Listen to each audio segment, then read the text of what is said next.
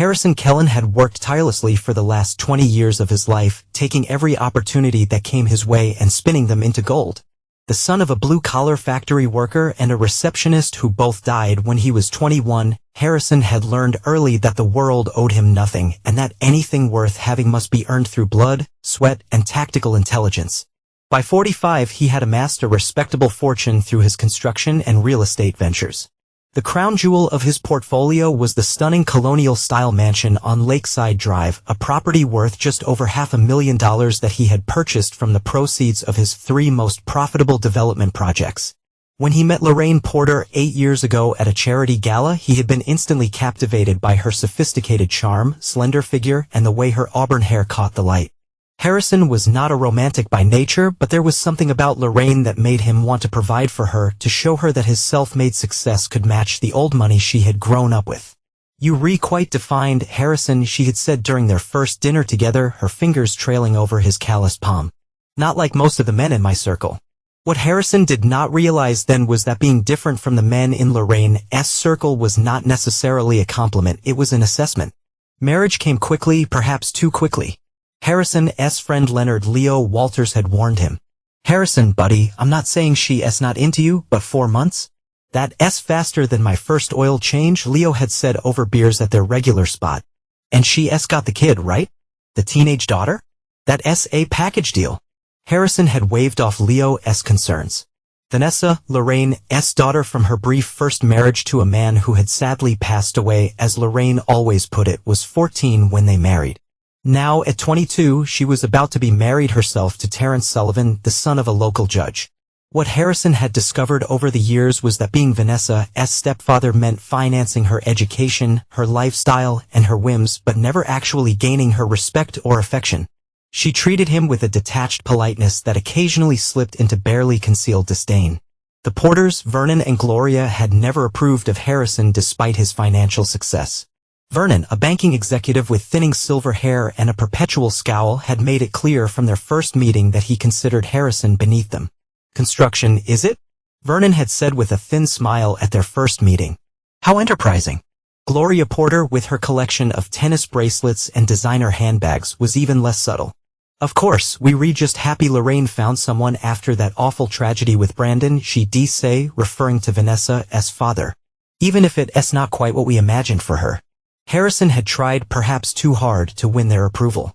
He bought Lorraine the Lexus she wanted, sent Vanessa to the private college of her choice, and even financed Vernon's buy-in to an exclusive country club when the older man had liquidity issues he did not want his peers to know about. But no amount of generosity seemed to change their opinion of him. "They see me as the help," Leo Harrison admitted one night after a particularly tense dinner with the Porters. "Just with a bigger bank account." Leo, nursing his bourbon, shook his head. "That's because you reacting like the help, Harrison. You've given them everything and asked for nothing. That's not a husband or a father. That's an ATM."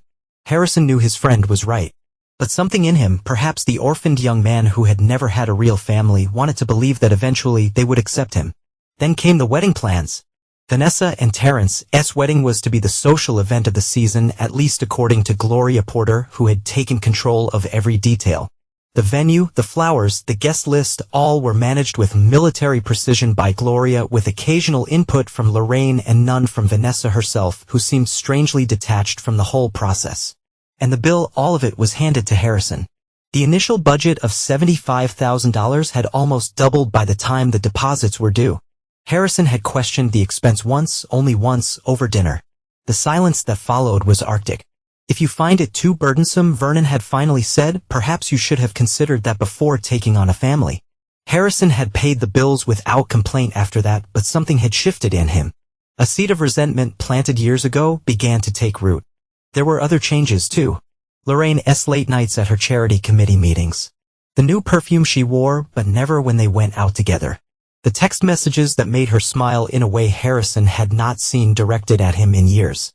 Harrison began to wonder if the house he had worked so hard for would be the only thing in his life that was truly his. As the wedding date approached, Harrison found himself increasingly sidelined in the preparations, despite being the primary financial contributor. Whenever he attended tastings or venue visits, he was introduced by Gloria as Vanessa's stepfather rather than by name, as if his identity was solely defined by his relationship to her family. One evening, 2 weeks before the wedding, Harrison returned early from a business trip to Cincinnati. The house was quiet when he arrived, but Lorraine's car was in the driveway. Loosening his tie, he made his way upstairs, intending to surprise her. The bedroom door was slightly ajar, and Harrison could hear Lorraine's voice, low and intimate, coming from inside. I know, she was saying. It's just a little longer, Max. After Vanessa's wedding, we'll figure it out. Harrison froze in the hallway, his heart hammering in his chest. No, he does not suspect anything, Lorraine continued. You know Harrison, all business, never sees what's right in front of him. There was a pause and then a laugh that Harrison had not heard from his wife in years. Oh, I miss you too. Last night was. I do not think I've ever felt like that before. Harrison's hand tightened on the doorframe, though it creaking beneath his grip. He forced himself to step back, to retreat down the stairs silently, his mind racing. Maxwell Pierce? It had to be Vernon's business partner at the bank, the man who had been at their dinner table a dozen times, who had shaken Harrison's hand while supposedly admiring his business acumen. The same man who had danced with Lorraine at the bank's Christmas party, their bodies just slightly too close. Harrison drove to Leo's place, his vision blurred with anger and betrayal. Leo opened the door in sweatpants and a faded Eagles t-shirt, took one look at Harrison's face and ushered him inside. She's cheating, Harrison said without preamble, accepting the glass of whiskey Leo handed him. With Pierce? Leo did not look surprised. You sure? Heard it from her own mouth.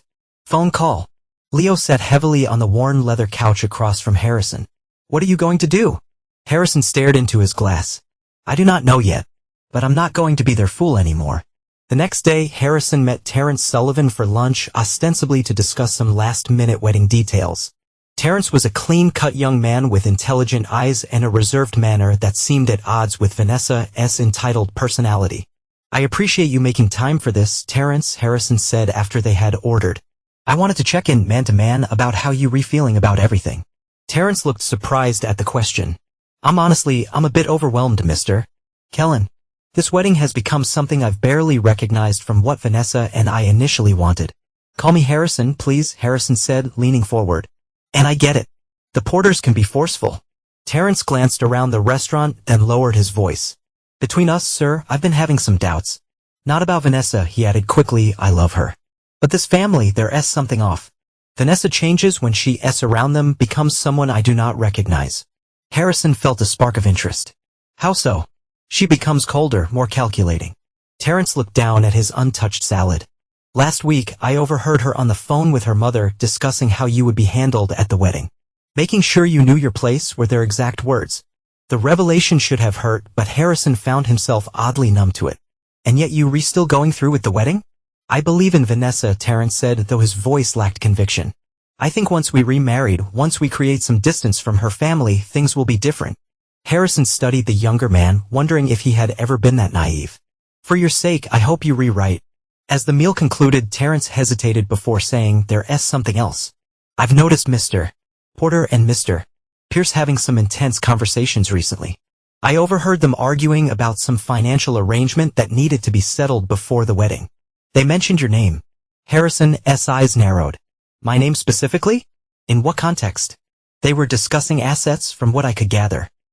Mr. Porter said something about how Harrison's contribution would solve everything. I assumed they meant the wedding costs, but it seemed like more. Harrison finished. Terrence nodded uncomfortably. Just thought you should know. That night, after ensuring Lorraine was asleep, Harrison slipped into his home office and began searching through their financial documents. They had maintained separate accounts throughout their marriage, a decision that Lorraine had initially resisted but eventually accepted when Harrison made it clear it was non-negotiable. Now he was grateful for that foresight. While the wedding expenses had put a dent in his liquid assets, his overall financial position was solid. The house was in his name, only purchased years before he met Lorraine. There was nothing the Porters could legally touch. But as he dug deeper, he discovered something concerning. Vernon Porter had taken out a second mortgage on his own home 6 months ago. And from the bank statements Harrison could access through their shared tax documentation, it appeared the Porters were in significant financial trouble. Harrison sat back in his chair, the pieces beginning to fall into place. The lavish wedding, the increased friendliness from Vernon in recent months, the cryptic conversation Terrence had overheard, they needed money. His money. A cold smile spread across Harrison's face. For the first time in years, he felt like he had the upper hand. The question was, how would he play it? The day of Vanessa's wedding dawned bright and clear, the September sun casting a golden glow over the Lakeside Country Club's manicured grounds. Harrison stood at the bedroom window adjusting his cufflinks as he watched the catering vans arrive. Behind him, Lorraine emerged from the bathroom in a cloud of expensive perfume, her figure flattered by the champagne-colored mother of the bride dress that had cost more than most people's monthly mortgage payments. "You look lovely," Harrison said. The compliment was automatic, despite the numbness he felt toward her now. Lorraine barely glanced at him. "Your tie is crooked." As she brushed past him without fixing it, Harrison caught a whiff of her perfume, not the one he had given her for their anniversary, but something new, something he suspected Maxwell Pierce had bought her. The ceremony itself was flawless, a testament to Gloria Porter's meticulous planning and Harrison's unlimited budget. Vanessa, radiant in a designer gown that had required 3 separate fittings, was the picture of the beautiful bride. Terrence looked handsome but tense, his eyes occasionally darting to Harrison with an unreadable expression. At the reception, Harrison played his part perfectly, smiling for photographs, making a generous toast to the newlyweds, and chatting amiably with guests who had no idea of the storm brewing beneath his calm exterior. It was during a lull in the festivities, as the band took a break and guests mingled around the bar, that Vernon Porter approached Harrison, clapping a hand on his shoulder with unusual friendliness. "Harrison, my boy, could we have a word? In private?" Vernon's breath smelled of expensive scotch, and his cheeks were flushed with more than just paternal pride. "Of course, Vernon," Harrison replied smoothly, allowing himself to be guided toward an anteroom off the main reception hall. Inside, Gloria and Lorraine were waiting. Gloria was fidgeting with her pearl necklace, while Lorraine stood by the window, her back to the door. "What's this, a family meeting?" Harrison asked, his tone light but his guard up. Vernon closed the door behind them with a soft click. "Now that Vanessa is officially beginning her new life, we thought it was time to discuss the young couple's future." Harrison raised an eyebrow. "I thought we'd already covered that with the wedding, the honeymoon in the Maldives, and the down payment on their condo." Gloria stepped forward, her smile tight. "That's all very generous, Harrison, but we were thinking of something more substantial.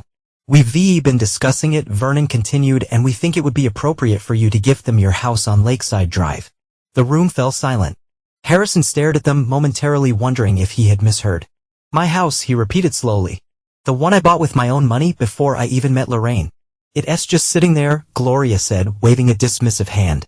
"And with your business doing so well, you could easily buy another property. This would give Vanessa and Terrence the perfect start." Harrison looked at Lorraine, who still had not turned around. "And you agree with this?" Lorraine finally faced him, her expression cold. "It would be the right thing to do, Harrison. For family." Harrison laughed then, a short, harsh sound that made Gloria flinch.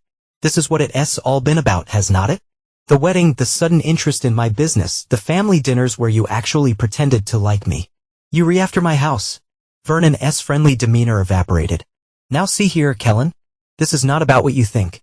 This is about providing for Vanessa's future." "No," Harrison said firmly. "This is about bailing you out because you mismanaged your finances so badly that you need my assets to stay afloat. Did you really think I would not notice the second mortgage, Vernon, the credit card debt? The fact that your country club membership is 3 months in arrears?" Vernon's face darkened with rage. "You've been spying on me." "I've been protecting myself," Harrison corrected. "And the answer is no.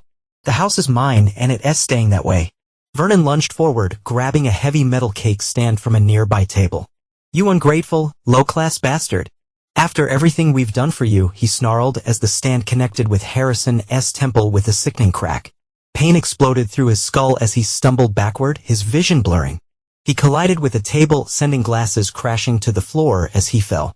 Through the haze of pain, Harrison heard Gloria gasp and Lorraine, his wife of 8 years, laugh. "Maybe that will knock some sense into him," Lorraine said as Harrison tried to push himself up. The door burst open, and Terrence stood there, still in his wedding tuxedo, his face a mask of shock. "What the hell is going on here?" he demanded, rushing to Harrison's side. "Just a family disagreement," Vernon said dismissively. "Nothing for you to worry about, son." "I heard everything," Terrence said, helping Harrison to a sitting position.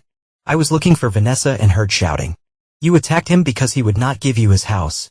Gloria stepped forward, her socialite smile firmly in place. Terrence, dear, you've misunderstood. Vernon was just, I understand perfectly. Terrence cut her off. And it explains a lot about what I've been seeing in this family.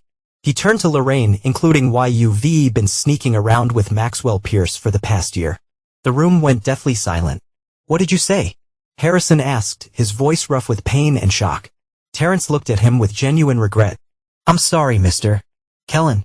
I thought you knew. They've been meeting at the Harborview Hotel every Tuesday and Thursday. Vanessa knows too. She's the one who told me, said it was just how things work in our family. Harrison's gaze locked with Lorraine's, who had gone pale. Is this true? For a moment, Lorraine seemed about to deny it. Then her expression hardened. Max appreciates me in ways you never have. He understands the life I deserve. The life you deserve, Harrison repeated, a cold clarity washing over him. And what life is that, Lorraine?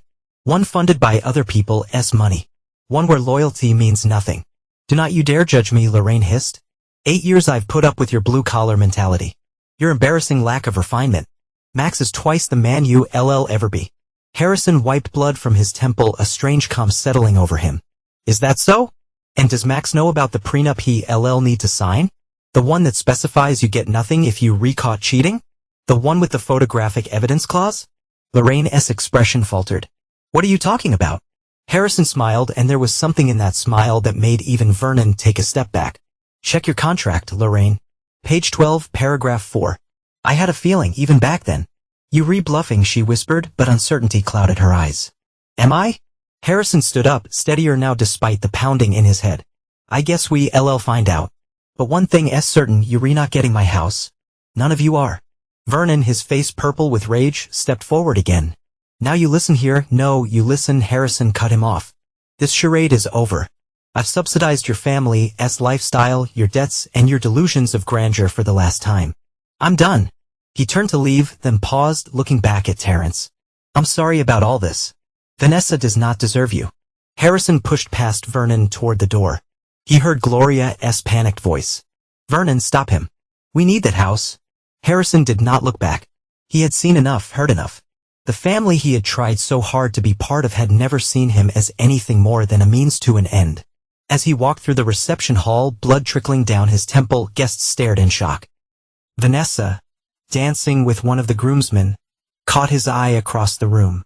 There was no surprise in her expression, only cold calculation as she assessed what this meant for her future plans. Harrison nodded at her once, a gesture of acknowledgement rather than farewell, then continued toward the exit. In the parking lot, he pulled out his phone and dialed a number he had not used in years. Natalie, it's Harrison Kellen. I need your services. No, not construction this time. Something more investigative. As he slid into his car, Harrison caught sight of his reflection in the rearview mirror. Bloodied, betrayed, but with a new resolve in his eyes. The man who drove away from his stepdaughter's wedding was not the same man who had arrived that morning. That man had died in the anteroom, surrounded by the people who had pretended to be his family. What remained was something harder, something dangerous. And Harrison Kellen was just getting started. 3 days after the wedding, Harrison sat in the sparsely furnished living room of his newly rented downtown apartment. A glass of whiskey in one hand and an ice pack pressed to his temple with the other.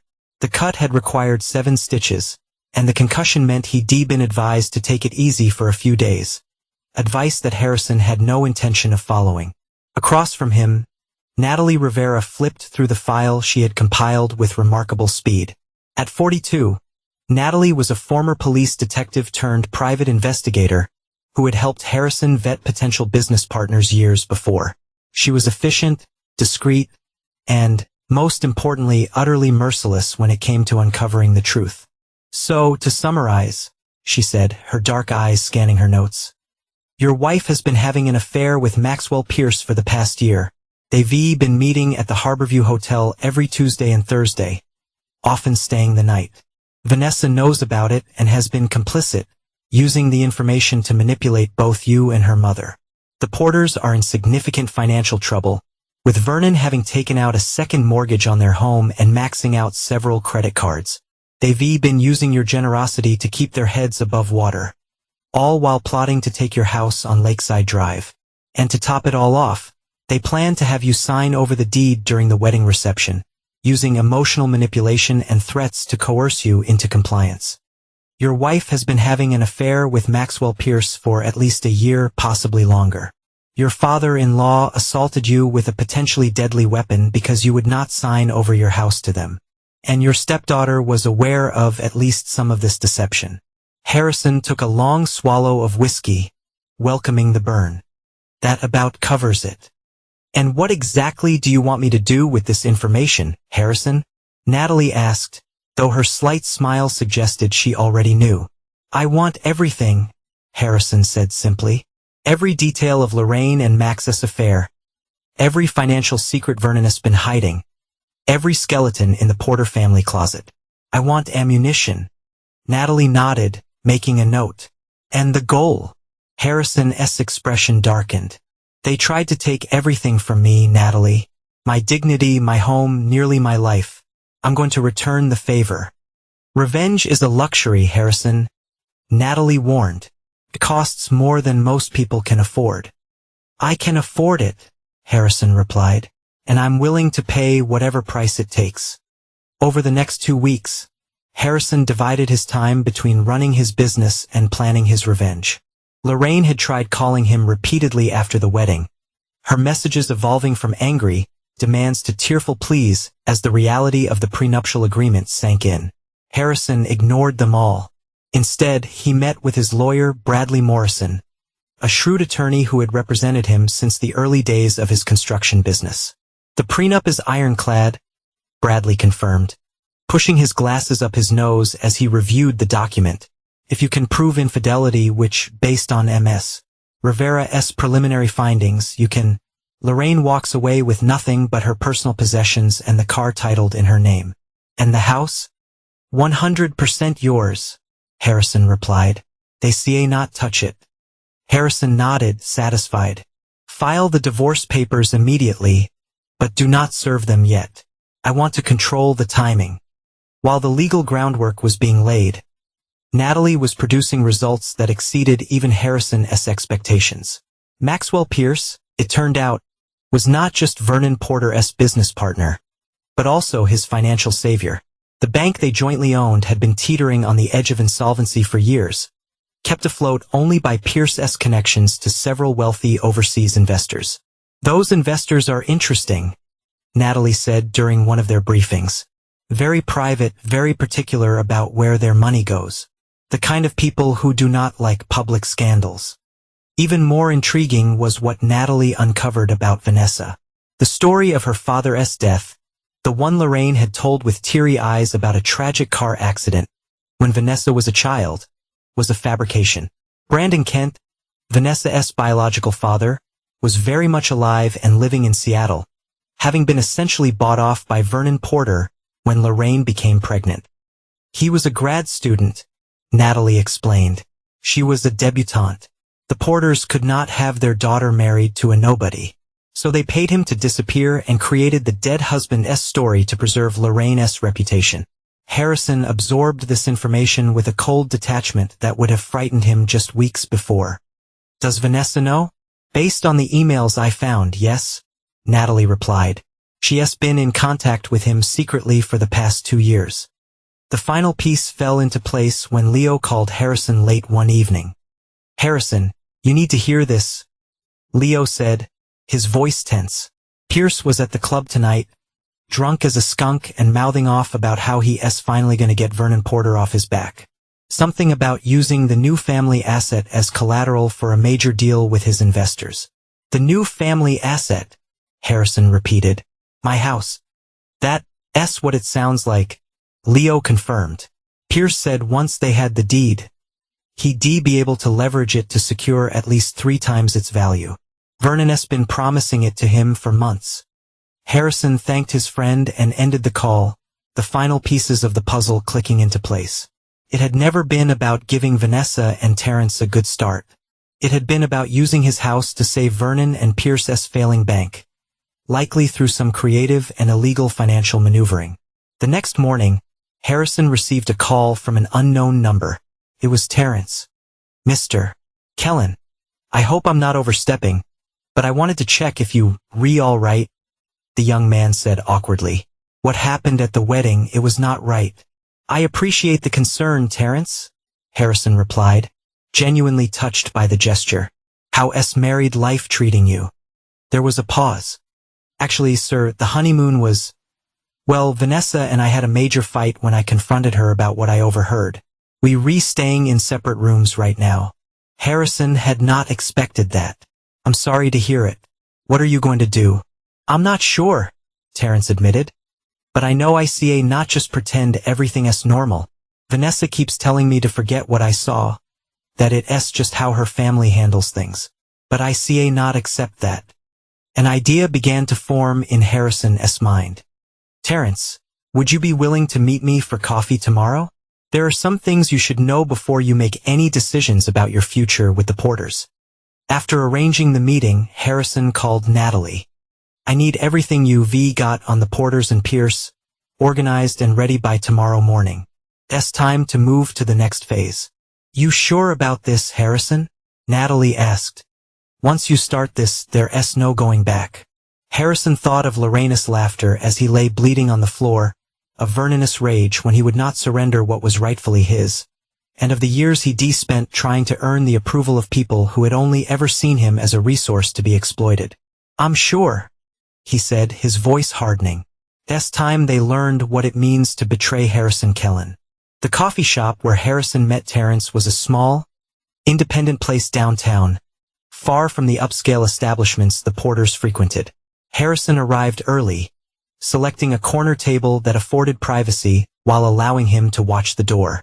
Terrence arrived precisely on time, looking haggard and sleep-deprived in rumpled khakis and an untucked Oxford shirt.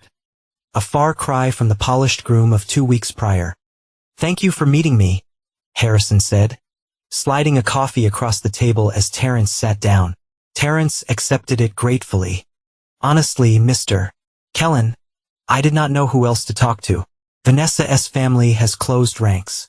They retelling everyone you had some kind of breakdown at the wedding, that you attacked Vernon and he was just defending himself. Harrison was not surprised. And what does Vanessa say? She says I should mind my own business, Terrence replied, his voice tight with frustration. That families have complicated dynamics and I need to learn to navigate them if I want to be part of theirs. And do you want to be part of their family? Terrence stared into his coffee. I thought I knew who I was marrying. Now I'm not so sure. Harrison nodded, then slid a thin folder across the table. Before you make any decisions, there are some things you should see. The folder contained a carefully curated selection of Natalie's findings, photographs of Lorraine and Maxwell Pierce entering and leaving the Harborview Hotel on multiple occasions, financial documents showing Vernon Porter's mounting debts, and most damning of all, emails between Vanessa and her biological father, Brandon Kent. Terrence's hands trembled as he read through the materials. This not be real, he whispered. Vanessa told me her father died when she was 6. That's the story the Porters created, Harrison explained gently. The truth is, they paid him off to disappear when Lorraine got pregnant. They could not accept their daughter being tied to someone they considered beneath them. Terrence looked up, his expression stricken. Just like they do not accept you. Just like that, Harrison agreed. And this affair, Lorraine and Pierce. Terrence shook his head in disbelief. Vanessa knew? All this time. According to what we found, yes. She's known for at least 6 months. Terrence pushed the folder away as if physically distancing himself from its contents could somehow make them less true. Why are you showing me this? Because you deserve to know what you've married into, Harrison said simply. And because I think you might be the only person in that family with a conscience. What are you planning to do with all this? Harrison took a measured sip of his coffee. I'm going to make sure they face consequences for their actions. All of them. Terrence studied him for a long moment. Including Vanessa? Everyone makes choices, Terrence. Vanessa chose to be complicit in her family's schemes. Terrence looked torn, his loyalty to his new wife battling with his innate sense of right and wrong. I need some time to think about all this. Take all the time you need, Harrison said, rising from the table. But remember, the Porters are not just manipulating me, they re-manipulating you too. They see you as they see me, a resource to be used, not a person to be respected. As Terrence left with the folder, Harrison knew he had planted the first seed of doubt. The first domino was set to fall. The next phase of Harrison's plan required more direct action. Using the intelligence Natalie had gathered about Maxwell Pierce's overseas investors, Harrison arranged a meeting with the most prominent among them. Dmitry Volkov, a Russian businessman with a reputation for ruthlessness that matched Harrison's newfound resolve.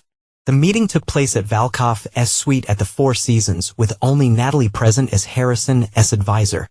Volkov, a bear of a man with a shaved head and penetrating blue eyes, cut straight to the point.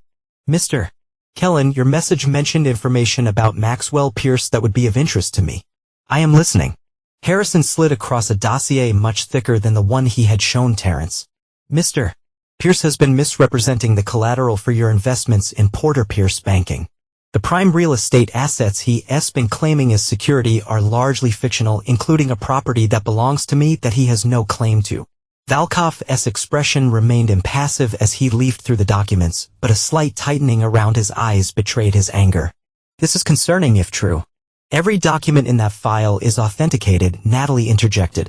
"Financial records, property deeds, even recordings of Pierce discussing how he plans to use Mr. Kellen's property as collateral without his knowledge or consent." Volkov closed the file with deliberate calm. "What is it you want, Mr. Kellen? Money?" Harrison shook his head. "I do not want your money. What I want is for Pierce to experience what it feels like when someone takes what's yours without permission. I want him to lose everything he values." A slow smile spread across Volkov's face. "I understand vendetta, Mr. Kellen. They are, how do you say, a universal language." He picked up his phone. "I will need to verify these documents. But if they are as you say, Mr. Pierce will find his funding suddenly evaporated." "That's all I ask," Harrison said, standing to leave. "Oh, and Mr. Volkov, I would appreciate if this conversation remained between us. I would not want Pierce to know who provided this information just yet." Volkov nodded, an understanding passing between the two men. "Of course. The best revenge, after all, is the one your enemy never sees coming."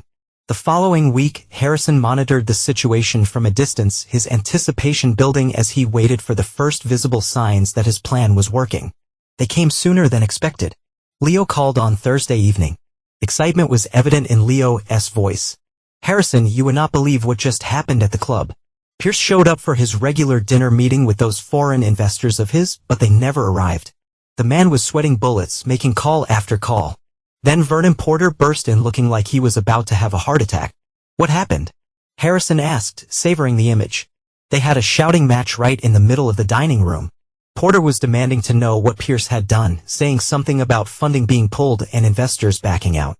Pierce was yelling back that it was not his fault, that someone must have sabotaged them." "Did they mention any names?" "Mine specifically." Harrison pressed. "No, they seemed completely clueless about who might be behind it," Leo assured him. "But Harrison, there's more. When Porter really lost it, he started threatening Pierce, saying if he did not fix this, he'd tell Lorraine everything. Pierce went wide as a sheet and dragged Vernon outside after that." Harrison frowned. "Tell Lorraine what?" "I do not know, but it seemed big. Like, bigger than just the affair kind of big." Harrison thanked Leo and immediately called Natalie. "We need to dig deeper on Pierce. There's something else going on that we're missing, something Vernon could use as leverage against him. Find out what it is." Phase 1 of his plan was unfolding perfectly. The Porters' financial house of cards was beginning to collapse, and the first cracks in the alliance between Vernon and Maxwell were showing. But Harrison knew better than to celebrate prematurely. This was just the beginning. The next day, Terrence called. "I've been thinking about what you showed me," he said without preamble, "and I confronted Vanessa about her real father last night." "How did that go?" Harrison asked, genuinely curious. Terrence's voice cracked. "She did not even deny it. Said it was none of my business and that if I was going to be part of their family, I needed to accept that they do things differently. When I pressed her, she said that you were never supposed to find out about their plans for the house, that it was just a transfer of assets that was better for everyone." "I'm sorry, Terrence," Harrison said, and he meant it. The young man deserved better. "Do not be," Terrence replied, a new resolve in his voice. "I've made my decision. I want out of this marriage and I want to help you. Whatever you replanning, I want in." Harrison had not expected this level of commitment from Terrence, but he recognized the anger of a man who had been deceived and manipulated, the same anger that had been driving him since the wedding. "Are you sure about this? These are powerful people, Terrence. They would not take betrayal lightly." "Neither do I," Terrence replied firmly. "And they betrayed me first." Harrison felt a moment of kinship with the younger man. "All right, meet me at my office tomorrow morning. We have plans to make." As he hung up, Harrison caught sight of his reflection in the window. A hardened glint shone in his eyes, a sense of purpose, a new beginning fueled by truth and resolve. The cut on his temple had healed to an angry red line, a permanent reminder of Vernon's violence and Lorraine's betrayal. But there was something else in his reflection, too, a cold determination that had not been there before. The Porters had created this version of Harrison Kellen. Now they would have to deal with him. By the end of the third week after the wedding, the first real consequences of Harrison's machinations became visible to the outside world. Porter Pierce Banking announced an organizational restructuring that industry insiders recognized immediately as a desperate attempt to stem a sudden financial crisis. Harrison read the news with satisfaction from his office, where he had been meeting regularly with Terrence to coordinate their efforts. The younger man had proven to be an unexpected asset. His legal background and inside knowledge of the Porter family dynamics provided insights that even Natalie's thorough investigation had missed. "Vernon will be in full panic mode by now," Terrence observed, reviewing the bank's press release. "The annual audit is scheduled for next month, and with Valkoff's investment pulled, they would not be able to cover up the discrepancies any longer." Harrison nodded, spinning a pen between his fingers thoughtfully. "And how is Vanessa taking your evolution?" Terrence's expression hardened. "I told her I needed space to think about our future. She is staying with Lorraine at your house while I'm at the condo. She calls every day, alternating between tears and threats." "Threats?" "Mostly financial. Reminding me that her family funded my law school, that they can make sure I never practice in this city again." Terrence shrugged. "Empty threats, really? I've already lined up a position with a firm in Chicago starting next month." Harrison raised an eyebrow. "You leaving town?" "Once this is done, yes," Terrence confirmed. "There's nothing for me here anymore." Harrison understood the sentiment all too well. "Before you go, there's something specific I need your help with. You mentioned that Vernon and Maxwell had some kind of leverage over each other. Something Vernon threatened to tell Lorraine. Natalie's been digging, but she has not found anything concrete yet." Terrence hesitated, then reached for his phone. "I might know what it is. At the rehearsal dinner, I overheard Vernon and Maxwell arguing in the courtyard. Vernon said something about the agreement from the beginning and how Lorraine was supposed to be temporary. Maxwell replied that things had changed and that he had genuine feelings now." Harrison frowned, trying to make sense of the cryptic exchange. "That sounds like Pierce's relationship with Lorraine was not just an affair," Terrence finished. "Like it was planned for some reason, but then got complicated because he actually fell for her. The implication hung in the air between them, a new and disturbing piece of the puzzle." "I did not think much of it at the time," Terrence continued. "But now it seems important. But after everything else, it seems significant." "It is," Harrison agreed, his mind racing. "Very significant." Later that day, Harrison met with Natalie at her office, a Spartan space in a converted warehouse downtown. "I need you to focus your investigation on any connection between Lorraine and Maxwell Pierce that predates their affair," he instructed. "Business relationships, social connections, anything." Natalie made a note. "Any particular reason?" "A hunch," Harrison replied. "I think their affair might not be as spontaneous as we assumed. It might have been engineered, possibly by Vernon himself, for some purpose we have not uncovered yet." Natalie looked skeptical but nodded. "I'll see what I can find. In the meantime, I've got something else you should see." She pulled up a series of photographs on her computer, surveillance shots of Maxwell Pierce entering an upscale apartment building downtown using a key card to access a private elevator. "This building is owned by a shell company that traces back to Pierce," Natalie explained. "He visits 3 times a week, always on the same days, always staying exactly 2 hours. His love nest with Lorraine." Harrison guessed. "That's what I thought at first," Natalie said, clicking to the next series of photos. "But Lorraine has never been seen entering or leaving this building." These, however, were taken with a telephoto lens through the penthouse window. The images showed Pierce in what appeared to be a lavishly furnished apartment talking with a striking blonde woman whose face was partially visible in several shots. "Who is she?" Harrison asked, leaning closer to the screen. "Her name is Diana Mercer," Natalie replied. "And here's where it gets interesting. She's the daughter of Trent Mercer, the state banking commissioner." Harrison sat back, the implications clear. "The man who oversees all banking regulations and investigations in the state." "Exactly. And these photos of them together go back almost 3 years. Well before Pierce's affair with Lorraine began." Harrison absorbed this information, the pieces rearranging themselves in his mind. So Pierce has been maintaining a relationship with the banking commissioner's daughter, potentially to influence banking oversight, while simultaneously carrying on an affair with his business partner's daughter. It gets better, Natalie said, pulling up another file.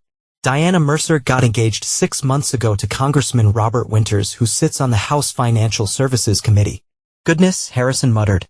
Pierce has been playing a long game, relationships with women connected to both state and federal financial regulatory bodies. And neither woman knows about the other, Natalie confirmed. At least, that's what my sources indicate. Harrison stood pacing the small office as he processed this new information. This changes things. Pierce is not just a cheating business partner. He is systemically using personal relationships to protect his business interests. And somehow Vernon knows about it. Which might explain why he was so desperate to get your house, Natalie suggested. If the bank is in trouble and their usual channels of regulatory protection are at risk of being exposed, they needed a clean, valuable asset they could leverage quickly, Harrison finished. And I was the closest target. He stopped pacing, a new plan forming in his mind. This is it, Nat. This is our leverage.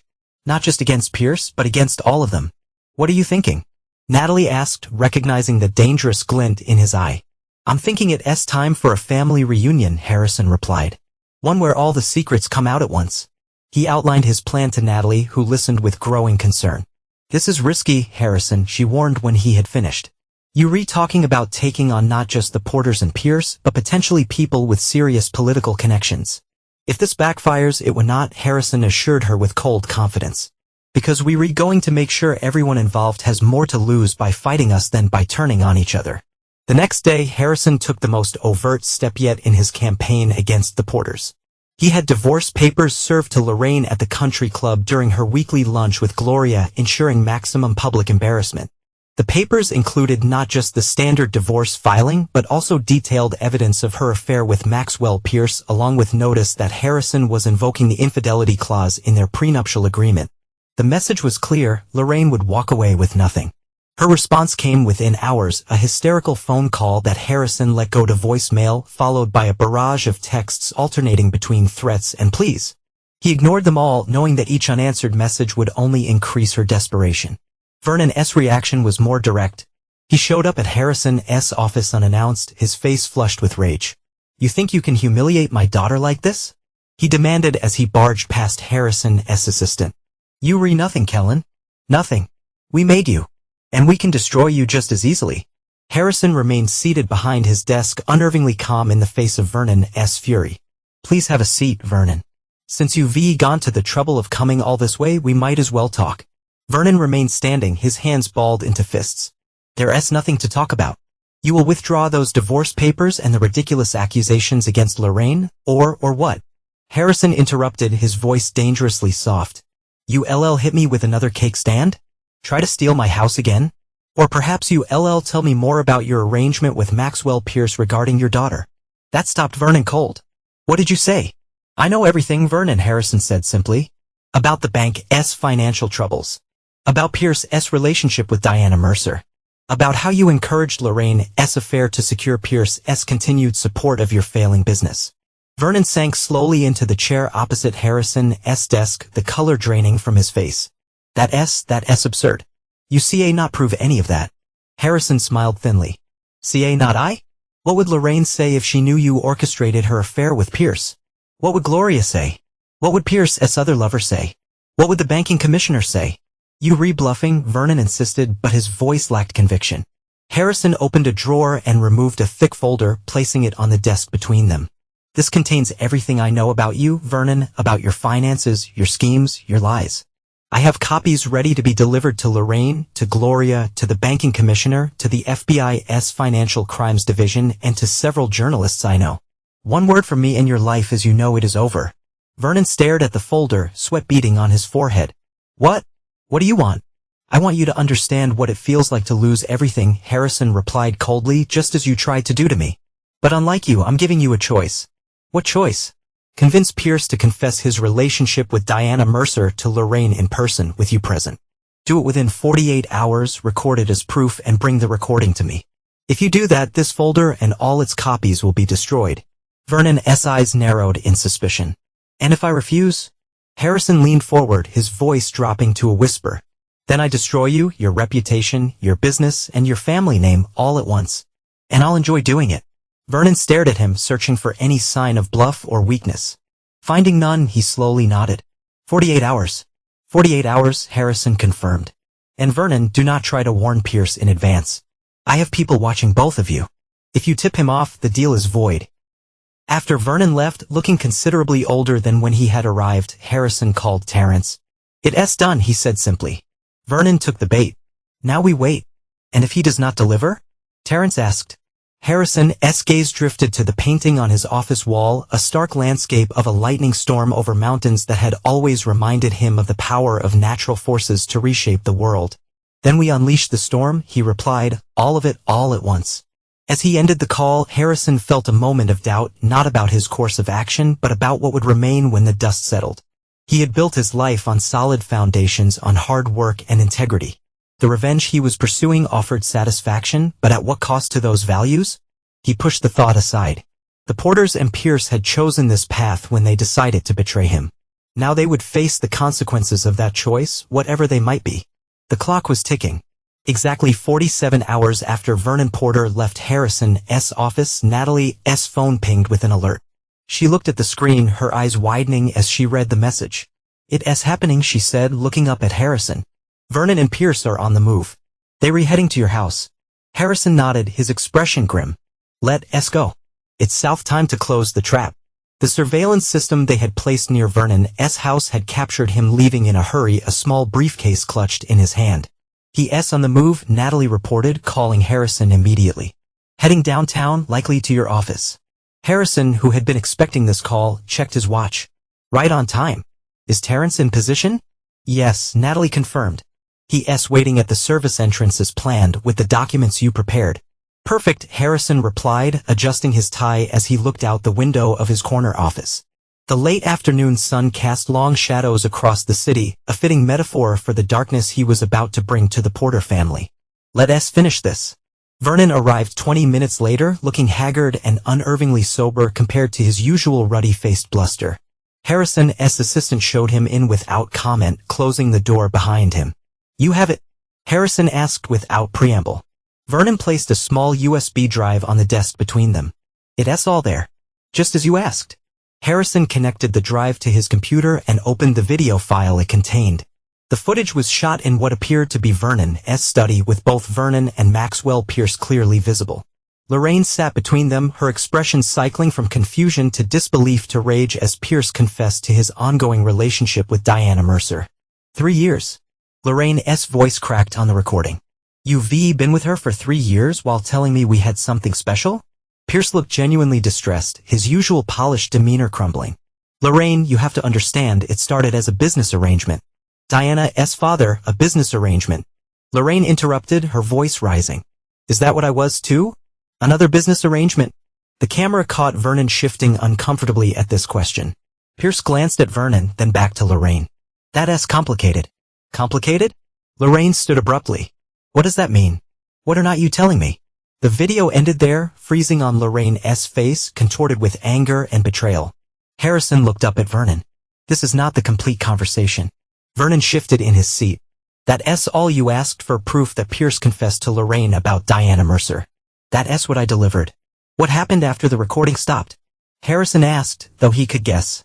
Vernon's gaze dropped to his hands. Lorraine, she figured it out. About our arrangement. About how I encouraged Pierce to pursue her when the bank first started having troubles. She did not take it well. I imagine not, Harrison said dryly. Finding out your father manipulated you for his business would be rather upsetting. Vernon flinched at the blunt but accurate description. It was not like that. It was just business. Networking. People do it all the time. Not with their daughters, Vernon. Harrison closed the laptop with deliberate care. So, where is Lorraine now? At a hotel. She's not speaking to either of us. Harrison nodded, unsurprised. And the folder? All the evidence you have on me. Vernon reached into his jacket and removed a thick envelope. It's yours.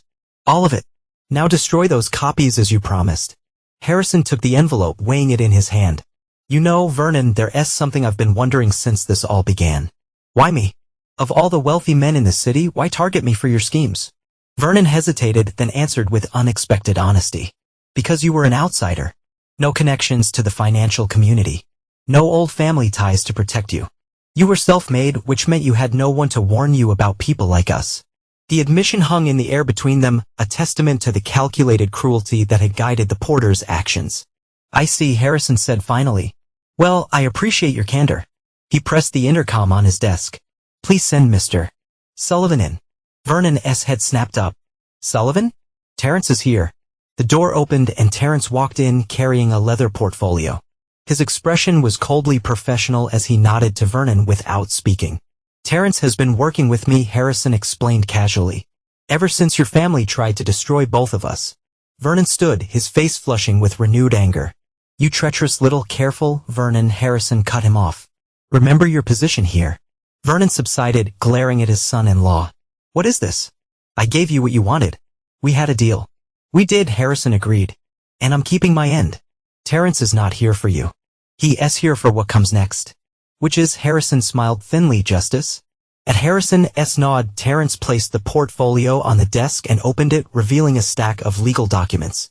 These are formal complaints being filed with the State Banking Commission, the SEC, and the FBI's Financial Crimes Unit, he explained in a clipped, professional tone. They detail the financial irregularities at Porter Pierce Banking, including the misrepresentation of assets to investors and the systematic use of personal relationships to evade regulatory oversight. Vernon's face went ashen. You see, not do this. We had an agreement. You said you'd destroy the evidence if I got you the recording. And I will destroy the evidence I have, Harrison assured him. But these are not copies of my evidence, Vernon. These are entirely new filings based on information Terrence has provided as a whistleblower. Information he obtained legally as your daughter's husband with access to family financial documents. Vernon turned to Terrence, desperation in his eyes. You see, not testify against your own wife's family.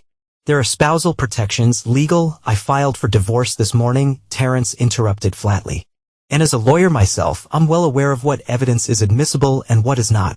Vernon collapsed back into his chair, the full weight of the trap he had walked into finally becoming clear. You planned this. All of it. From the beginning. Not from the beginning, Harrison corrected him. I did not plan for you to assault me at the wedding. I did not plan for you to try to steal my house. I did not plan for my wife to betray me with your business partner. Those were your choices. I'm just ensuring you face the consequences of those choices. Why not just turn us in directly? Vernon asked, a hint of genuine curiosity breaking through his despair. Why this elaborate setup? Because I wanted you to understand what it feels like to be manipulated, Harrison replied, to have your trust used against you, to realize too late that you've been nothing but a pawn in someone else's game. The room fell silent as Vernon absorbed this, his shoulders slumping in defeat. What happens now? He finally asked. Harrison stood, signaling the end of the meeting. Now you go home to what's left of your family. You warn Pierce if you want to. It would not make any difference. The formal complaints will be filed tomorrow morning. After that, it's in the hands of the authorities. And Lorraine? Vernon asked, his voice barely audible. What about her? Harrison replied coldly. She made her choices too. As Vernon trudged toward the door, a broken shadow of his former imperious self, he paused with his hand on the knob. You know, Kellen, I did not think you had this in you. This ruthlessness. Harrison met his gaze steadily. Neither did I, Vernon. I guess we both learned something. After Vernon left, Terrence remained, studying Harrison with a mix of admiration and unease. That went exactly as you predicted. People like Vernon are predictable, Harrison replied, returning to his desk. They always take what looks like the easiest way out even when it's actually a trap. The authorities will move quickly once they have these filings, Terrence noted, gesturing to the portfolio. The Banking Commission, especially Mercer, will want to distance himself from the scandal given his daughter's involvement. Harrison nodded. Which is why the final phase needs to happen tonight, before they have time to circle the wagons or destroy evidence. Terrence hesitated. Are you sure about this last part? It's excessive even after everything they've done. They tried to take everything from me, Harrison reminded him, his voice hardening. My home, my marriage, my dignity. They would have left me with nothing if they could. Why should I show them mercy they never intended to show me? Terrence had no answer for that. Go home, Terrence, Harrison said, his tone softening slightly. Pack what you need for Chicago. Once this is done, you want to be far away from the fallout. After Terrence left, Harrison sat alone in his office as darkness fell over the city. He should have felt triumphant, with his plan unfolding perfectly, but instead found himself oddly hollow. The Porters and Pierce would pay for their betrayal. That satisfaction was genuine. But the man he had become in pursuit of that vengeance was someone he barely recognized. His reflection in the office window stared back at him. Steely but weary, triumphant but changed. Harrison knew that soon, there would be no more moves left to play. Only the aftermath and the reckoning that would follow. His phone buzzed with a message from Natalie. Package delivered to all specified recipients. News outlets already following up. That's happening. The package was a carefully edited dossier containing enough evidence of Porter Pierce banking's irregularities to pique the interest of financial reporters, but not enough to constitute a legal leaking of confidential information. By morning, the questions would begin. By afternoon, with the formal complaints filed, the investigation would be public. Harrison texted back a simple, "Thank you," then stood, gathering his coat. There was one piece of unfinished business remaining, the most personal confrontation of all. Lorraine Kellen was staying at the Parkview Hotel downtown, according to Natalie's intelligence. As Harrison drove there, he rehearsed what he would say, what he would reveal, how he would finally close this chapter of his life. When he knocked on the door of room 712, however, all his prepared words evaporated. Lorraine opened the door, her eyes red-rimmed from crying, her normally perfect appearance disheveled. For a moment, they just stared at each other, 8 years of history stretching between them like a chasm. "Harrison," she finally said, her voice hoarse, "I've been trying to call you." "I know," he replied simply. "May I come in?" She stepped aside, allowing him to enter the bland hotel room that now served as her temporary sanctuary. Expensive clothes were strewn across the bed, drawers left open in disarray. "I guess you've heard," she said, sitting heavily on the edge of the bed. "About Max. About my father's arrangement." "I've known for some time," Harrison admitted. "That's why I had divorce papers served." Lorraine laughed bitterly. "Of course you knew. You always were more perceptive than they gave you credit for." She looked up at him, her mascara smudged beneath her eyes. "Did you know from the beginning? About me?" Harrison shook his head. "No. I thought what we had was real, at least at first." "It was," Lorraine insisted, a flash of the old fire returning to her eyes. "In the beginning it was real. But then what?" Harrison prompted when she trailed off. "Then it got complicated. The bank was in trouble. My father was desperate. Max suggested that if we, she could not finish the sentence. If you slept with him, he'd help save your father's bank," Harrison completed for her. Lorraine nodded, her gaze dropping to her hands. "It was just supposed to be a brief thing, an arrangement, but then it became more. Or I thought it did, until you found out about Diana Mercer." "Yes." Lorraine's voice was barely audible. "Until I found out I was just another pawn in Max's game. Just like my father tried to make me a pawn in his." Harrison watched her, the woman he had once loved, now broken by the same scheme she had participated in. He should have felt satisfaction seeing her brought so low, but instead found himself pitying her, even as he remained resolute about what needed to be done. "I'm not here to gloat, Lorraine," he said finally. "I'm here to tell you what's coming." She looked up, confusion replacing the self-pity in her expression. "What do you mean?" "Tomorrow morning, formal complaints will be filed against Porter Pierce Banking, your father, and Maxwell Pierce. By afternoon, the story will be in every financial news outlet in the country. By evening, federal agents will likely be executing search warrants." Lorraine's face drained of color.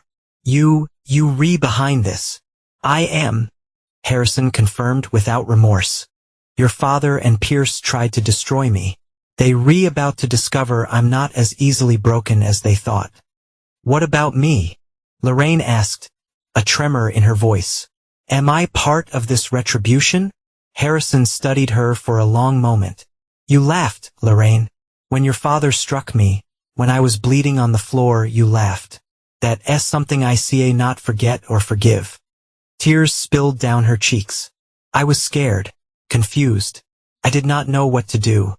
You knew exactly what you were doing, Harrison countered, his voice steady.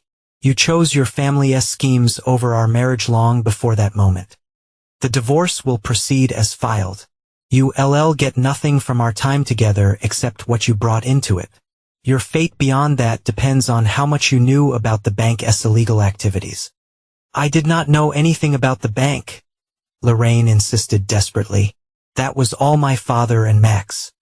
Then you have nothing to worry about, Harrison replied, though his tone suggested he did not entirely believe her, except how you'll support yourself once this is all over. The reality of her situation seemed to crash over Lorraine all at once. No husband, no lover, no family fortune to fall back on. Harrison, please, she whispered. We can work something out. We could try again. I made a mistake, a terrible mistake. But, no, Harrison said, the single word cutting through her plea like a blade. What we had is dead. You killed it. I'm not here to negotiate or reconcile. I'm here to inform you of what's coming, so you can prepare yourself. He turned to leave, but Lorraine rushed forward, grabbing his arm. Harrison, wait. You ca not just walk away. 8 years. 8 years of lies. 8 years of lies, Harrison finished, gently but firmly removing her hand from his arm. Goodbye, Lorraine. As he reached the door, her voice stopped him one last time. You've changed, Harrison. The man I married would never have done something like this. Harrison looked back at her, his expression impassive. The man you married died at your daughter's wedding. You helped kill him. He opened the door. The man I am now is the one you and your family created. Remember that when you picking up the pieces. The door closed behind him with a soft click that felt like the final period on the sentence of their marriage. Outside in the corridor, Harrison took a deep breath, a complex mixture of emotions washing through him. Satisfaction, regret, and an unexpected sense of liberation. The confrontation with Lorraine had been necessary, not just for his revenge, but for his own closure. As he drove home through the dark city streets, he received another text from Natalie. Final phase complete.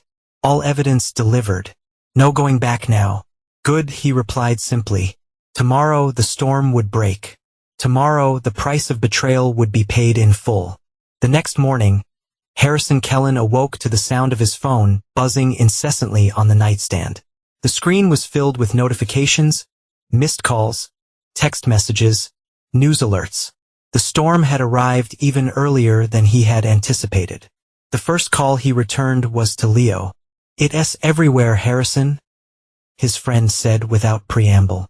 Porter Pierce banking under federal investigation. Maxwell Pierce questioned about improper relationships with regulatory officials. Vernon Porter named in complaints about financial fraud. It's all over the financial news. Any mention of my name? Harrison asked, scanning the headlines on his tablet as they spoke. Nothing direct, Leo confirmed. Just references to whistleblower information and internal sources. You've kept yourself clean just like you planned. For now, Harrison replied. Let's see how long that lasts once they start looking for someone to blame. The second call was from Natalie. Her tone was professionally detached despite the chaos unfolding. FBI agents arrived at Porter Pierce headquarters 30 minutes ago with search warrants. Pierce was already there. They re-interviewing him now. Vernon was picked up at his home. Gloria is reportedly hysterical, calling everyone she knows with any legal or political connections. And Lorraine? Harrison could not help asking. A brief pause. Still at the hotel. No law enforcement contact yet. Harrison nodded to himself. Keep me posted on any developments. And Natalie, thank you for everything. It's my job, Harrison, she replied simply, but he could hear the unspoken question in her voice. Was it worth it? He was not sure he had an answer yet. By mid-morning, Harrison had received calls from 3 different attorneys representing Vernon, Pierce, and Porter Pierce banking, respectively. all making the same basic inquiry. What would it take for Harrison to intervene, to call off the investigation, to help mitigate the growing disaster? To each, he gave the same response. I have no control over federal investigations. I suggest your clients cooperate fully and prepare for the consequences of their actions. Around noon, Harrison received a call from an unknown number. It was Vanessa. You ruined everything, she hissed without introduction. You destroyed my family. Hello, Vanessa, Harrison replied calmly. Your family destroyed themselves. I just made sure they could not keep it hidden. Do you have any idea what you've done? My father is being treated like a criminal. My mother is falling apart. Our family name is being dragged through the mud. Your father is a criminal, Harrison corrected her. And your mother made her choices. Your family is reaping the consequences they sowed. As for the family name, perhaps you should have considered its value before you all conspired to defraud me. Vanessa's voice turned suddenly calculating. What do you want, Harrison? Money? Is that it? Name your price. Harrison laughed, genuinely amused by her desperate attempt at negotiation. You do not have anything I want, Vanessa. Not anymore. Terrence filed for divorce, she said, her tone accusatory. Was that your doing too? Terrence made his own decisions after learning the truth about your family. About how you knew of your mother's affair and said nothing. About how you were complicit in the attempt to steal my house. I was protecting my family, Vanessa insisted, something you clearly know nothing about. No, Vanessa, you were protecting yourself and your lifestyle, just like your parents were. The difference is, they at least had the conviction of their greed. You just followed along like the spoiled child you've always been. There was a sharp intake of breath on the other end of the line. You'll regret this, Harrison. When this is all over, when the dust settles, you'll be all alone. Was revenge really worth losing everything else? The question hit closer to home than Harrison cared to admit. But his resolve did not waver. Goodbye, Vanessa. I suggest you start figuring out how to support yourself. The trust fund might not survive the asset seizures. He ended the call, setting the phone down carefully on his desk. Vanessa's parting shot lingered in his mind. Would he regret this? Would the satisfaction of revenge be worth the collateral damage to his own life? Before he could dwell on it further, his assistant buzzed through. Mr. Kellen, there are federal agents here to see you. They say it's regarding Porter Pierce banking. This was expected, the inevitable next step in the process. Send them in, Harrison instructed, straightening his tie. 2 agents entered, a man and a woman, both in the nondescript suits that screamed federal law enforcement. They introduced themselves as Special Agents Wilson and Diaz from the FBI's Financial Crimes Unit.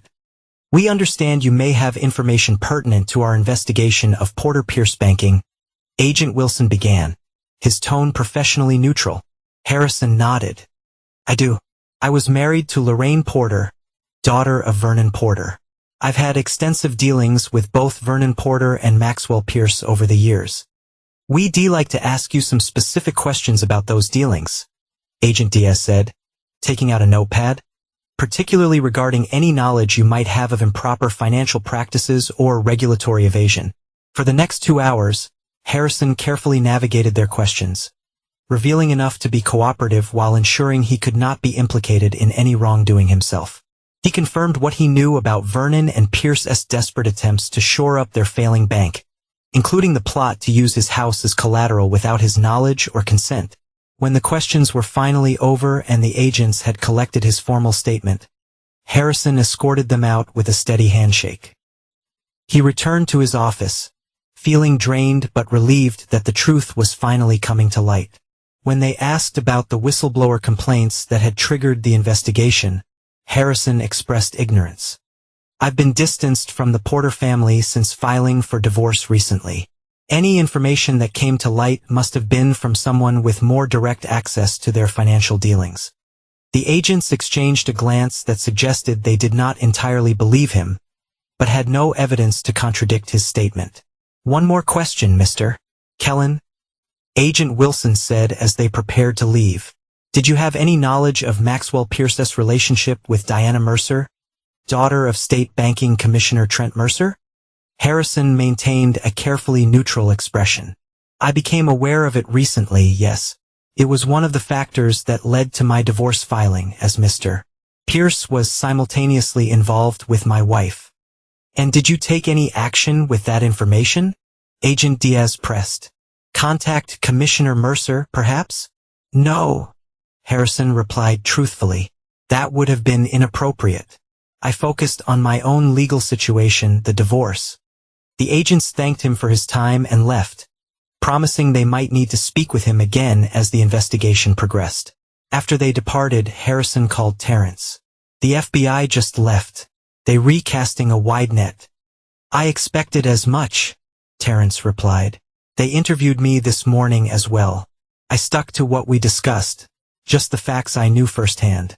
Nothing about our coordinated efforts. Good. When do you leave for Chicago? Tomorrow morning. I've already shipped most of my things. Terrence paused. Harrison, have you seen the latest? About Commissioner Mercer? Harrison had not. What about him? He resigned an hour ago, effective immediately. Cited personal reasons and the need to support his family during a difficult time. The governor's already appointed an interim commissioner. Who's pushing the investigation forward, I assume. With remarkable speed, Terrence confirmed. They've already announced the appointment of an independent auditor for Porter Pierce's books. Harrison absorbed this information with grim satisfaction. The dominoes were falling exactly as he had envisioned. There's something else, Terrence added hesitantly. Vanessa called me. She was distraught. Said her mother had taken pills. Harrison's blood ran cold. Lorraine? Is she? She's alive, Terrence quickly assured him. Hotel staff found her in time. She's in the hospital now. Relief washed over Harrison, followed immediately by anger at himself for caring. That was not part of the plan, he said, more to himself than to Terrence. None of us can control how people respond to consequences, Harrison, Terrence said quietly. We set events in motion, but where they lead, that's not entirely up to us. After hanging up, Harrison sat alone in his office, staring out at the city skyline as evening approached. The revenge he had so carefully orchestrated was playing out perfectly in one sense. Yet he could not shake the shadows that trailed the victory. The cost, the irreversible changes, and the pain tangled in every triumph. The Porters and Pierce were facing the destruction of everything they valued, just as they had tried to do to him. But the collateral damage was mounting. Lorraine's suicide attempt. The unnamed employees of Porter Pierce who would lose their jobs when the bank inevitably failed. The ripple effects that would touch people he had never met, never intended to hurt. Yet even knowing this, he could not bring himself to regret his actions. The Porters and Pierce had made their choices knowing the potential consequences. They had been willing to destroy him without a second thought. His counterstrike was merely proportional to their original attack. As darkness fell, Harrison received one final call from Maxwell Pierce himself. Kellen? Pierce said without preamble, his voice tight with barely controlled fury. I know you behind this. Behind what exactly? Harrison asked innocently. The investigation into your bank's financial irregularities? The exposure of your relationship with Diana Mercer? The revelations about how you and Vernon used Lorraine as a pawn in your business schemes? You'll have to be more specific. All of it? Pierce snarled. This coordinated attack. It has your fingerprints all over it. I think you giving me too much credit, Harrison replied calmly. I'm just a construction and real estate developer, remember? Hardly capable of orchestrating a federal investigation. Cut the act, Pierce demanded. What do you want? What will it take to call off this vendetta? Harrison's voice hardened. You still do not get it, do you? There's nothing you can offer me. No deal to be made. This is not a negotiation. It's a reckoning. Do you have any idea who you dealing with? Pierce threatened. The people I know, the connections I have, The connections you rapidly losing, you mean? Harrison interrupted. Tell me, how supportive are your foreign investors now that they know you've been lying about the bank's assets? How is Diana Mercer handling the discovery that she was just a means to manipulate her father? How is Commissioner Mercer enjoying his sudden retirement? Pierce fell silent for a moment. When he spoke again, his voice had lost its bluster, replaced by something colder and more dangerous. This is not over, Kellen.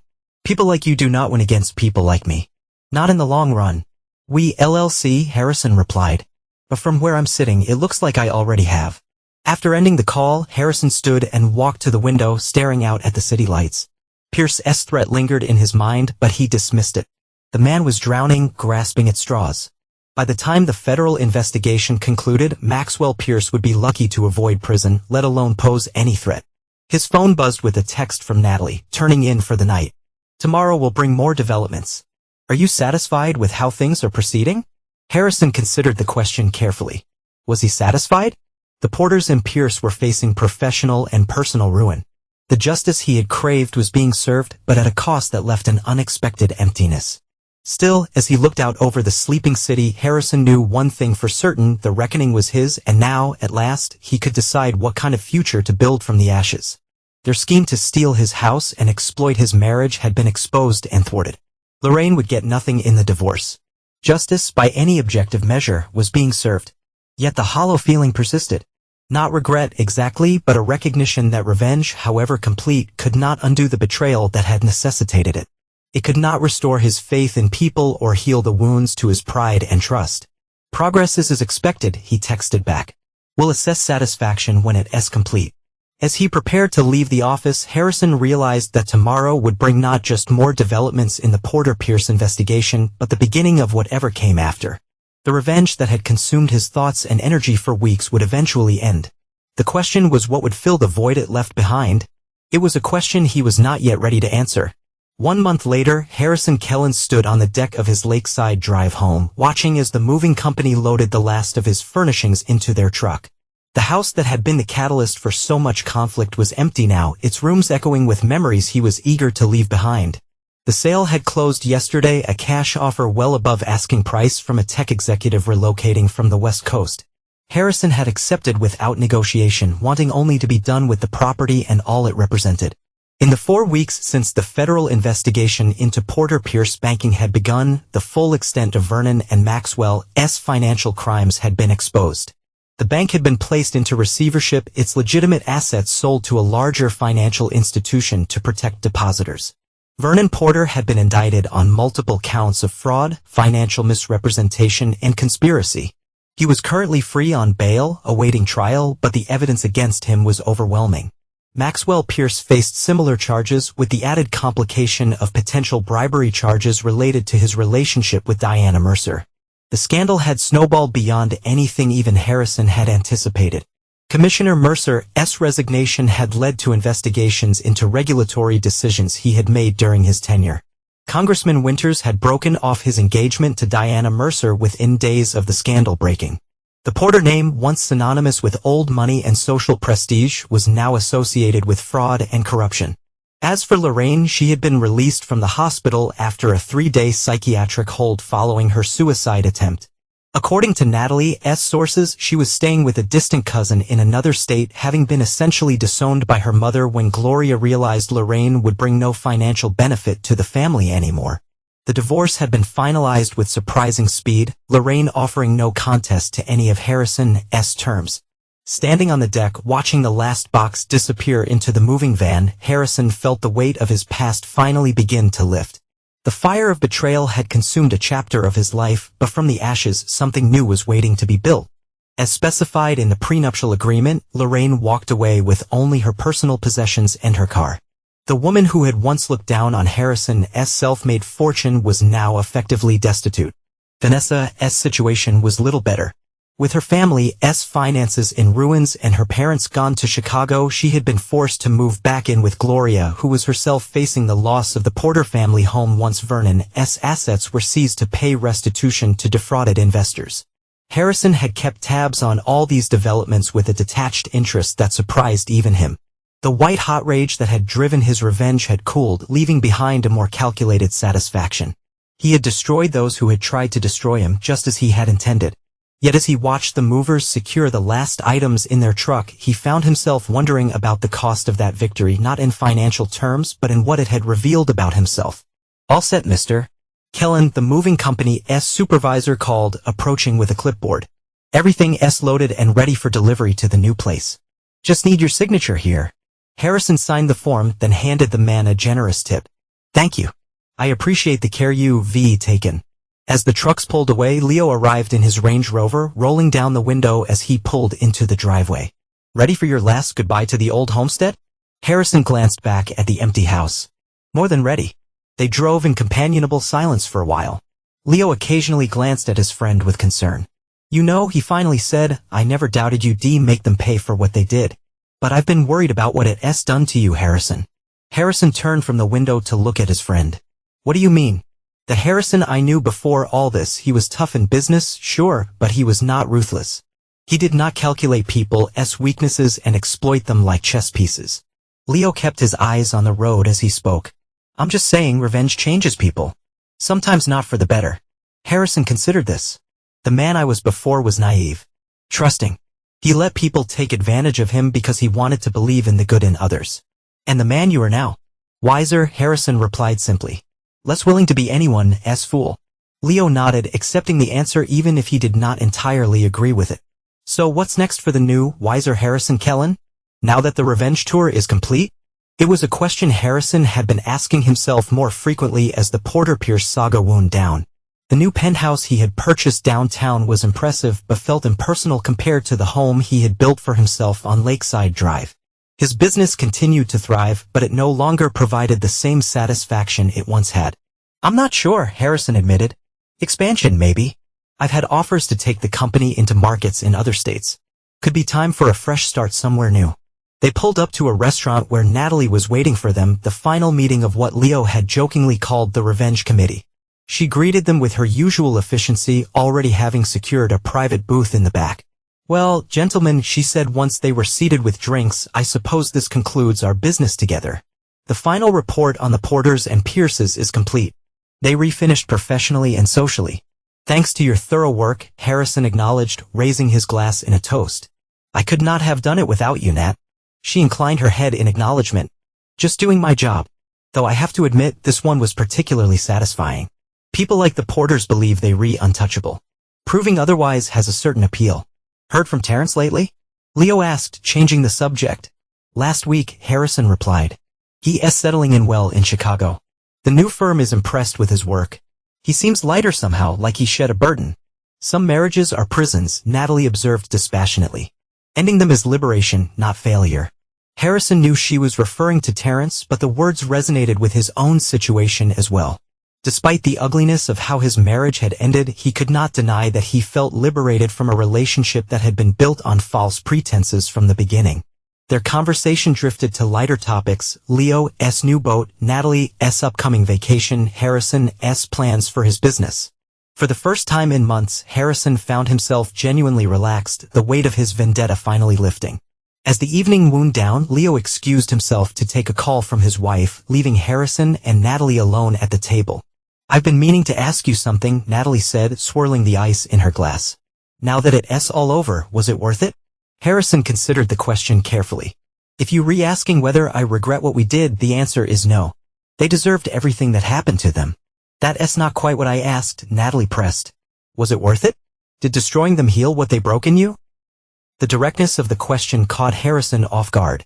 "I do not know," he admitted after a pause. "I'm not sure anything could fully repair that kind of betrayal. But making them pay, it brought a certain closure."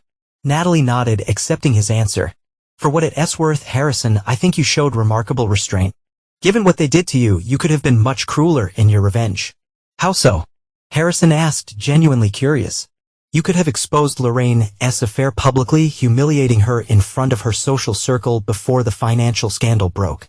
You could have sabotaged Vanessa's relationship with Terrence directly rather than simply revealing the truth and letting him make his own decision. You could have manufactured evidence against Vernon and Pierce rather than just exposing what was already there." She paused, giving him a searching look. That tells me you have not lost yourself entirely in all of this. Natalie shrugged. You worked within certain boundaries, even in your revenge. That says something about who you are. Her observation gave Harrison pause. He had not thought of his actions in terms of restraint. He had been focused on effectiveness rather than cruelty for its own sake. But she was right. Even at his most ruthless, he had maintained certain principles. Maybe the old Harrison is not entirely gone after all, he mused. He should not be, Natalie replied firmly. The man who earned everything he had through hard work and integrity. That who they could not break, not really. That who won in the end. As they parted ways outside the restaurant, Natalie surprised Harrison by offering a brief, professional hug. Take care of yourself, Harrison. And if you ever need my services again, preferably for something less dramatic next time, you know where to find me. Later that night, in the sleek but soulless penthouse that did not yet feel like home, Harrison stood at the floor-to-ceiling windows overlooking the city lights. His phone chimed with a text message from an unknown number. It was brief. Vernon's funeral today. No one from the business community attended. Only family. This is what you wanted, is not it? Everyone alone and ruined. I hope it brings you peace. Harrison stared at the message for a long time. He had not known about Vernon's death, heart attack, presumably, given the stress of his legal troubles. He searched his feelings for remorse and found none. Vernon Porter had made his choices, knowing the risks. So had Lorraine. So had all of them. He deleted the message without responding. On his desk lay a stack of proposals from his business development team. Expansion opportunities in Phoenix, Denver, Seattle. Fresh markets, new challenges, clean slates. Perhaps that was what he needed now, not just a new home, but a new beginning entirely. Harrison Kellen had survived betrayal. He had exacted his revenge. He had proven to himself and others that he was not a man to be underestimated or exploited. The question that remained was what kind of man he would choose to be moving forward. The trusting, generous person he had been before, or the calculating, ruthless force he had become during his campaign against the Porters. Perhaps neither. Perhaps something new. A man who combined the best qualities of both versions of himself, someone who could build rather than destroy, but who would never again be anyone's victim. As he turned from the window, Harrison caught his reflection in the glass. Older, harder, but standing straight and unbowed. Whatever came next, he would face it on his own terms, beholden to no one. With no illusions about human nature, but perhaps, in time, with the capacity to trust again. Not Lorraine. Not the Porters. Never them. Some betrayals were beyond forgiveness. But not everyone was like them. Not every relationship was built on exploitation. It was time to find out what the next chapter held for Harrison Kellen. A man who had lost everything except himself. And in doing so had found a strength he never knew he possessed. This is where our story comes to an end. A chapter closed upon betrayal, revenge, and ultimately hard-won self-reliance. Harrison Kellen, wiser and unbroken, stepped into his future, ready to shape a new life, forged from the ashes of the one he had left behind.